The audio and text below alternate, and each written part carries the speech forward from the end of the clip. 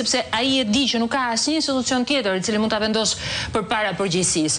Dhe duke përdorur këtë lloj formash, ndoshta edhe rasti sot dikush më thoshte që edhe kjo që ka ndodhur sot, që ta analizojmë pak më vonë, dhe që ka të bëjë me administrimin e dosjes pikërisht në fushat për çështjen e tunelit Llogaras, mund të jetë një formë diversioni, edhe kjo edhe një formë për të bindur që ja, po lëvizin gjërat dhe mos flitet për gjërat e tjera. Ti je vetë në fushat, si e sheh? Diosanila, pyetja thelbësore këtu është pse në performë dhe pse tani? Dhe për performë mendoj se ka disa arsye.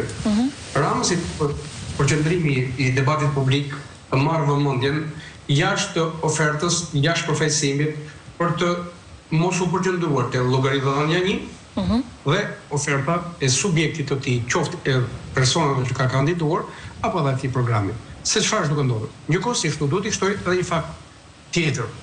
Janë disa doze që po zhvillohen në intensitet të strukturave. Me së cilave është ajo që kam dalë lajmet e sotme. Dhe Ranosi duhet, nëse do të flas për ministrat që kanë qeli, nëse do të flas për 35 bashkiakat që kanë të pandehur në hetim në qeli, ai nuk mund të shkojë tek njerëzit si ofertë. Dhe për këtë i duhet të marrë vëmendje ndryshe leksikore dhe kjo është një përpjekje dallëzuar. Nuk është as rastësi, as pakujdesi nga ana e Ramës në këtë mënyrë. Për të bërë këtë të mundur dhe për ta marrë opinionin publik me vete në këtë qasje, Rama ka një aleat. Që në fakt duhet ishte kundër tij, ka mediat.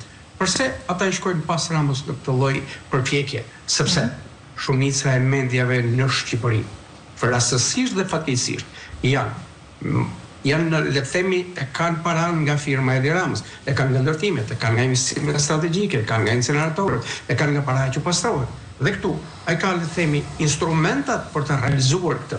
Por çfarë është duke u përpjekur të minimizojë njëkohësisht të tërheq pas vetes dhe jo pas ekipit, pas mungesës ofertës, pas mungesës së programit. Pra njerëzve të inkriminuar që janë në shtapet elektorale në të gjitha qarqet. Absolutisht, por duke u përpjekur ta mbajë debatin leksikor në këtë allasoj gjuhe.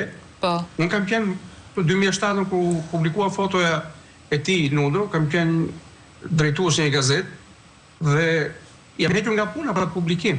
Nëse ky nuk e kishte aq me ra këtë publikim dhe këtë gjë që ka bërë.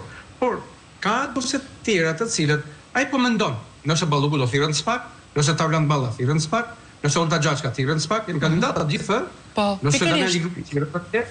Dhe duke e ditur dhe duke e pritur, Rama është njëri i informuar se çfarë ndodh në strukturën e posaçme. Dhe ai jam tërësisht i bindur që ka pasur dieni që edhe këto të ndodhur ato tanishme, nuk mund zgjaten më tepër, nuk mund shkojnë më gjatë, nuk mund të frenohen, nuk mund të amnistohen.